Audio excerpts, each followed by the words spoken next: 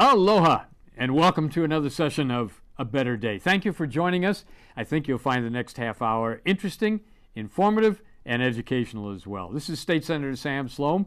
I head up the Senate minority, and we are a voice different from and apart from the Senate majority. We try to bring you issues and try to bring you a different perspective to get you to be involved, interested, and more informed. I've got two special guests a little bit later. You're going to enjoy them and enjoy our topic. But first of all, let's update where we are right now.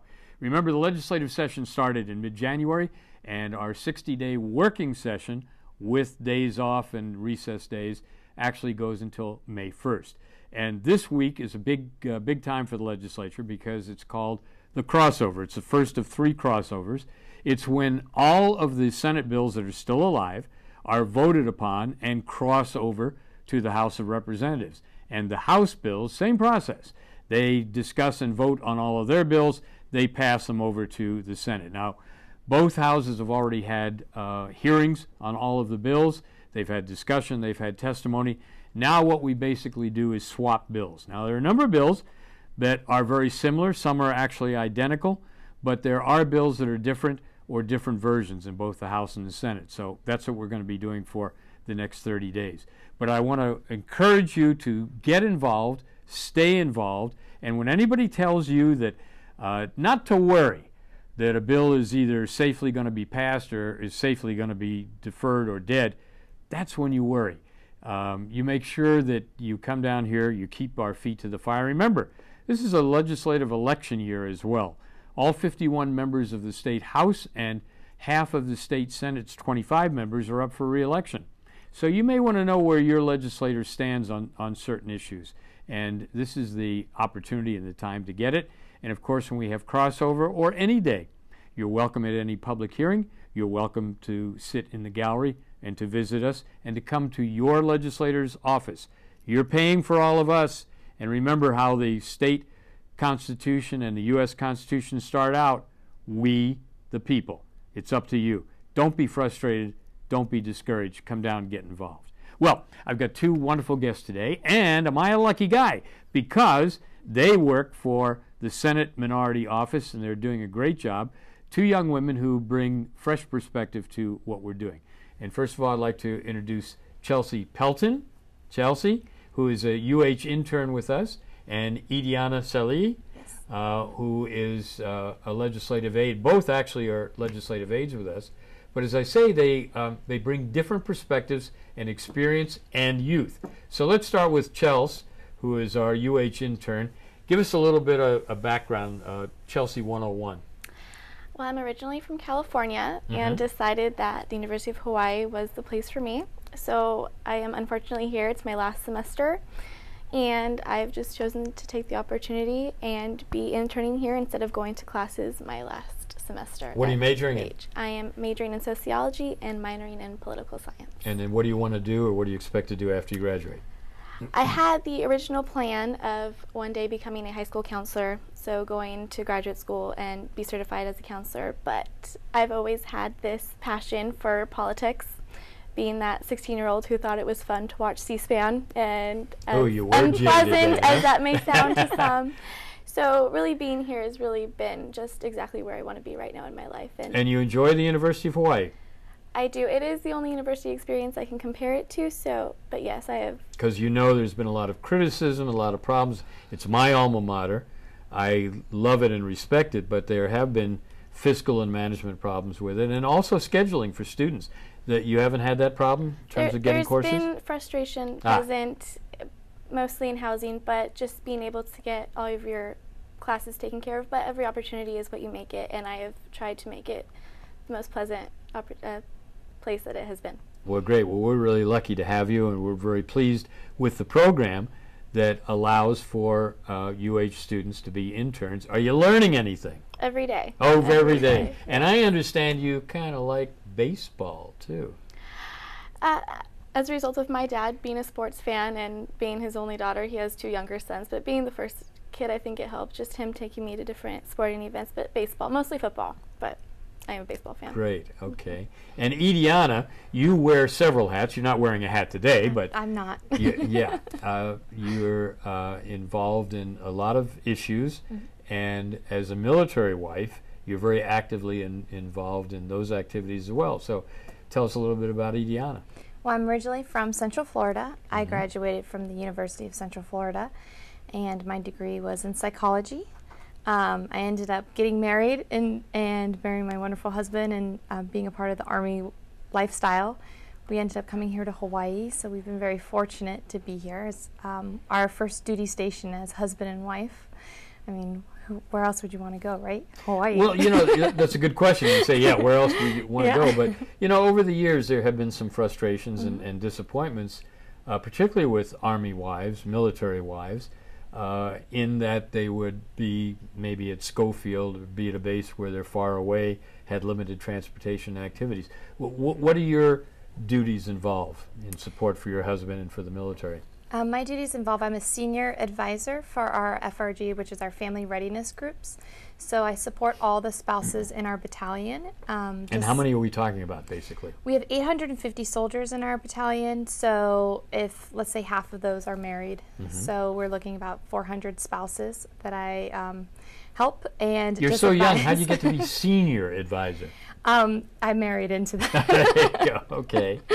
Yeah, but I did volunteer to do it. I mean, you do have to volunteer as much as you cannot be voluntold, as we like to say. It was an opportunity for me to continue my outreach and being a part of the military, using my own degree just to help spouses see past the difficult times when they do get frustrated about being far away from their family members. You know, is yours the shoulders that they cry on? Mine and others. I do have others, teams that help me, so it helps to dissipate all the 400 of them so that they can all have somebody that they can give. Okay, so you had a full plate already. Why would you want to come down here to the big square building? Well, I have always wanted to do be a part of politics. So when we were previously stationed in Washington, D.C., and I loved being there, being in the center of our nation and experiencing all of that. So as soon as we got here, I was like, okay, how do I get my foot in the door? Well, you got more than your foot. I did. Right? Yes. Okay. So, Chelsea, you've had an opportunity to go to hearings, to meet with people here, to be part of discussions and all that.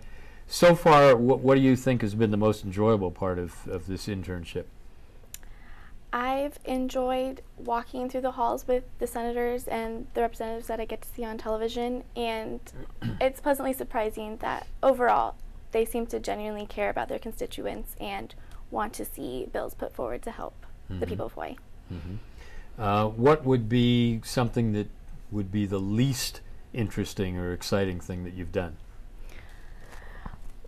At times, hearings can go on.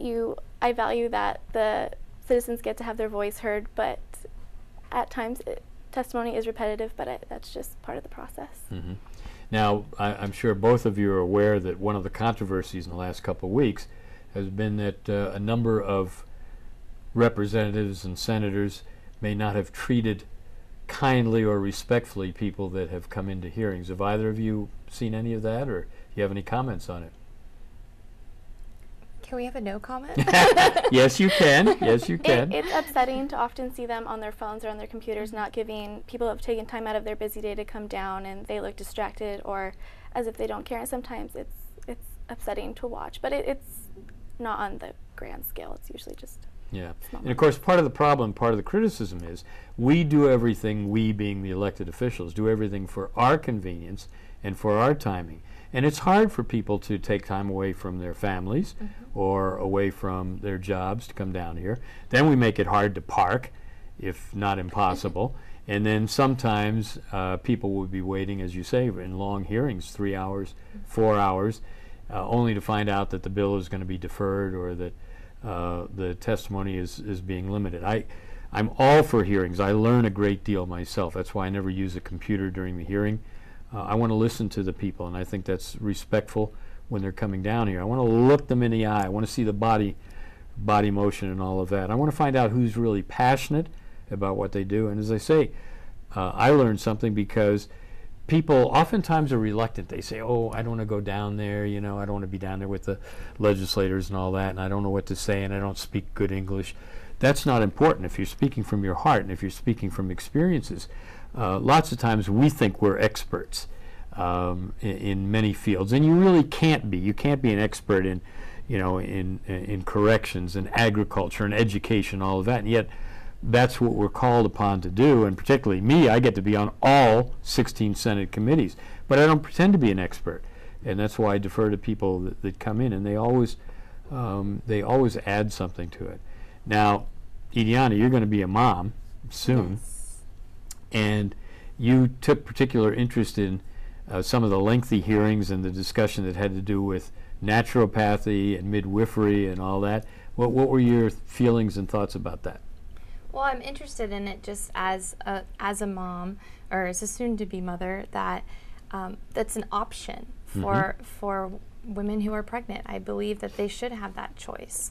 My sister-in-law is a doctor, so to even talk to her about midwives has been really, really fun too. And she supports midwives and the fact that I am using a midwife. So it's nice to have that. So there are some people there is this an argumentative area where they are not agreeing, but there are some that really do want to work together. And and you mentioned choice, and after all, isn't that the bottom line? Shouldn't individuals and particularly women have choices in what we want to do? When people refer to choice and they're talking only about abortion, you should have choice in economic matters and in physical matters and all your other matters as well.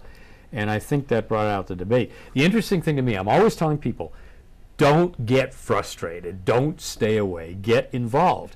And people say, well, I don't vote because my vote doesn't make a difference. Wrong. And I can't fight City Hall. Wrong. You can. You can do these things, but you got to get engaged, because if you say nothing I say or do matters, that'll be a self-fulfilling prophecy, and that's true. What we saw, particularly in the naturopathic thing, was that we had hundreds of people come down here, mostly women. And I always say, you want to get a job done here, get women to do it. They'll do it. They're tough, man. And that's the thing. And we changed what started out as really bad legislation to regulate, over-regulate, and restrict naturopaths and midwives and doulas and all those folks. I mean, everybody wants health and safety. That's a given. But I said about that legislation initially, it seemed to be a solution looking for a problem. There was no problem. There was no complaints. There was nothing that happened. And we do that quite often down the legislature, unfortunately, in my opinion. We try to over-regulate. We pass so many laws, many of which are either unenforceable or unenforced. And that's why people, I think, get tired with both legislators and they get tired with the judiciary system as well.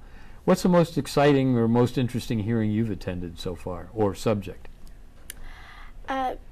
The Hawaiian Affairs Committee's hearings can get exciting at times, just because there's so much passion involved. Passion, right, okay. And it's always nice to see people come forward for something they truly believe in and stand in front of their senators and explain the situation and just the heart that's behind their testimony. It has been exciting. I think I bemoan the fact that in some cases there's less debate today than there was, say, 5 years ago or 10 years ago. And I think, particularly on the Senate floor, and often, as you both know, in committees, I'll be the only one to raise issues or to vote no.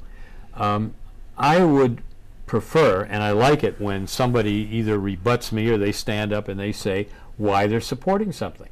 And I think that the public deserves this explanation. Plus, it's educational as well. You find out and you say, oh, I never thought about that bill. But far too often, I think people are more concerned about being unanimous in what they do, homogeneous in what they do. We used to put a premium on free speech and certainly on differences. Heck, don't we always talk about diversity in this state? It's one of our great things, but apparently not diversity in politics. And I know that there are some people here that would be perfectly happy if everybody were of the same political party, everybody voted yes. I'm the one that spoils some of those votes. Darn it, they come out 24-1 instead of 25-0. And if there was no difference of opinion expressed, there may be difference of opinion not expressed, but if there was no difference of opinion, boy, these would be boring sessions. Everybody in agreement, everybody voting for, but I guess more than that, we would pass bad legislation and we would have unintended consequences. And the problem with debating a bill, passing a bill, sometimes it doesn't become effective for a year or 2 years, and maybe the consequences don't become effective for a couple of years after that. Well, I just want to remind everybody, in case you tuned in late, the reason that this program is called A Better Day, the governor has as his mantra, a new day. Well, look, every time you wake up next day, and hopefully you will wake up, that's what I hope for every day, it's a new day. But I think you really want it to be a better day. I think that's what we should be striving for. We want to improve things in Hawaii. And as a consulting economist, is my background, I continue to take issue with the governor, with others that say, oh yeah, we've turned the economy around and everything is better. I talk to a lot of people on a daily basis in many capacities, and we haven't turned it around. Sure, some people are doing better than they did before, but very few. A lot of people are struggling. We have the highest mortgages in the country. We have the highest welfare and health care costs. We're going to get hammered by even a greater increase in milk, if that's possible. I mean, people will have to take out bank loans to buy a gallon of milk here. Our basic subsistence. So yes, we have a beautiful state. We have wonderful people and great cultures and all that, and the best climate on the planet. But is that really good enough if you're trying to take care of your family, if you're trying to run a business, if you're trying to get a good education? And many people question that. And I know it gets sloughed off because people say, oh, you're lucky to live Hawaii, and oh boy, you know, when they're digging out of snow in the mainland, you know, they would really love to be here. That's true. But to be here, to live here, to work here, and all of that, that's more difficult. And I know that there are ways to make it better, to make it easier. And I think we should raise the bar, and that's what we should be striving for. The governor likes to talk about us all being in the same canoe. I think that canoe is underwater right now, and I think it's been going in a different direction. But that's only me. That's the thing. So, Ediana, what other experiences have you had so far at the legislative session? Good, bad, or indifferent? I want to comment on what you were just speaking about, talking about how the differences of opinions. Yeah. For me, it is so exciting when a legislator stands up and voices their opinion, or even a constituent voicing their opinion. Yeah. It makes it really exciting for us as staff, but not even that. What's happening is now people are speaking out, and whether it is for their party or against their party, it doesn't matter. What you're doing is you're talking about your values, and that's one person's opinion, but it affects other people too. And now it's makes us all think differently, you know? I mean, it doesn't matter if we don't agree or not. It's a matter of us going, oh, okay. What you're saying is absolutely right. I love that. When I get so excited, I always cheer you on whenever I hear you say no, well, or anyone else say no. You learn things from that. And, you know, some people think I'm very rigid, and I'm not.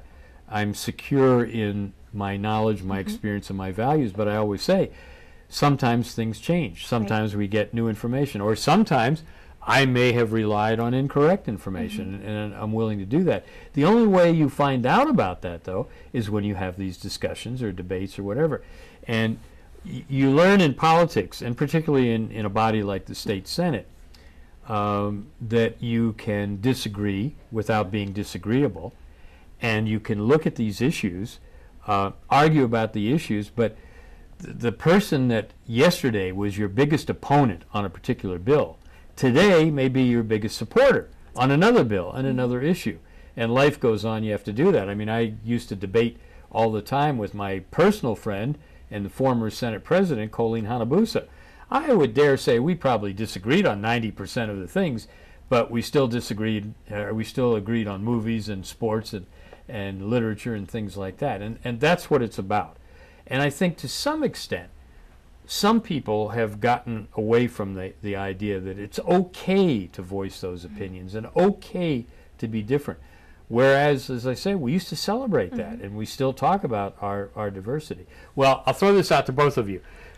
both of you, I'm sure, probably heard either from me or in your experiences before, the famous quotation from Bismarck that if you like sausage or laws, don't inquire as to how either is made.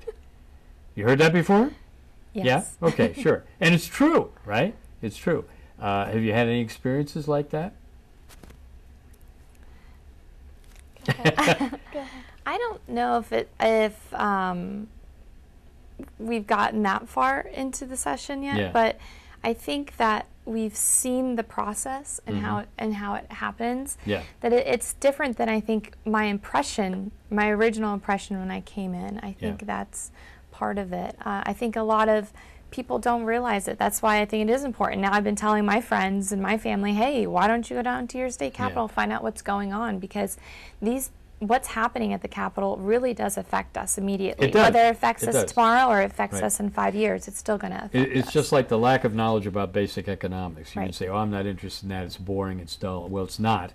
It's all about human action. But if you don't get involved, somebody's going to make a decision for you, and they may not make the right decision for you. And, Right. of course, legislation, like many other things, is one size fits all.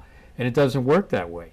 Normally, a bill is proposed, and there's debate and testimony and legislation because either somebody has been wronged or somebody has felt that something wasn't done that could be corrected. And that may be true.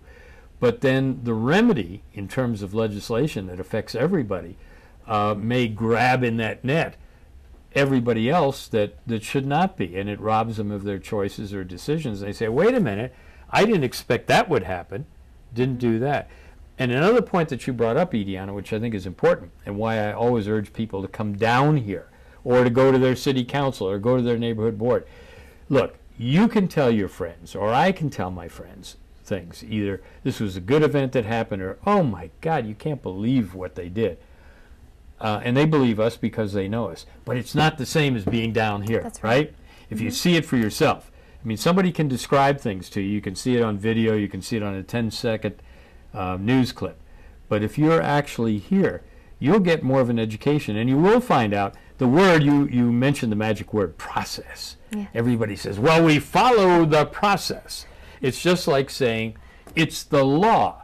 Just by saying it's the law doesn't mean it's right, naturally, right? It's just the law. We follow the process, although, secret, we don't always do it. We pass laws for the rest of you who can't be trusted, but then we exempt ourselves from those very same laws. Or we have rules, and what do? We amend the rules. We waive the rules. We forget the rules. We change the rules. And that's the thing, because the secret, of course, is in a 25-member body like the state Senate, you have 13 votes, you can do anything you want. You can say that the sky is really pink and not blue. Anything that you want to do, change committees, change bills, resurrect them. But that's what I always tell people, and my staff always reminds everybody, that nothing is dead or a sure winner until either it passes through the legislature and is signed by the governor, or till that last day, in this case, May 1st of this year, till President Donna Mercado Kim raps on the gavel and we say, adjourn, sine die, and we turn out the lights and leave the room. Until that, everybody's in danger. You hold onto your wallet and your purse with two hands because we've seen in the last, literally, the last hour of the last legislative day, the process was used to resurrect something or to amend something. The votes were there, they did it, and everybody was led to believe, wait a minute, that's not going to pass. Well, a couple of things that were hot at the beginning. Legalization of marijuana, physician-assisted suicide, gambling in the state of Hawaii. And these come back every year. And every year everybody says, well, there's more interest and it's going to pass and all that. I would be very surprised if any of these pass. And my point has been that while they're interesting to talk about, they really are a diversion from our basic core economic issues, how our people are treated, the choices that we do have, because we have a lot of monopolies here. We have more government involved than anyone else. Well, you two are doing a wonderful job. I'm very proud of my entire staff. They will help you. They will get you information if they don't have the answers, although they got a lot of answers. So you're always welcome in room 214. In the time remaining, anything that you thought about or you want to bring up or you think is important for anybody? Maybe just remind people that they are invited to come down here. I think a lot of people forget that as a result of this. Or they feel intimidated for some reason, and they shouldn't, right? They shouldn't. Yeah. Everyone is, for the most part, welcome. My only disappointment this session is we talked about, again, having a public push for hearings for things like initiative, referendum, recall, term limits. Let the people vote. Let the people decide. And I'm sorry to say that at this point, we haven't had those hearings, and it doesn't look like we're going to do it. But you do have a choice in August and November. It's called elections. If you want the same things to happen, put the same people back. You want changes? Ask them where they stand on these things. Ediana, final comments? I agree with Chelsea. It's just encouraging our constituents, people that live here in Hawaii, even if you're not a registered voter, get involved, register, and get involved. You know, find out what's happening here at the Capitol. I mean, there's so many great things that are happening, and there's so many great things, or I should say, not so great things that are happening here.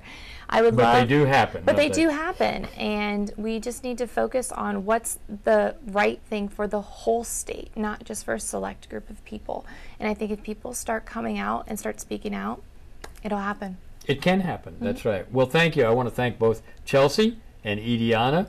I think you've added a lot to the program. You certainly add a lot to our office. And so if nothing else, come on down and meet the young ladies. Anyway, it's been a pleasure. If there's anything that we can do for you, call on us at any time. My philosophy is, as a state senator, I represent everyone in the state. Thank you, aloha, and have a better day.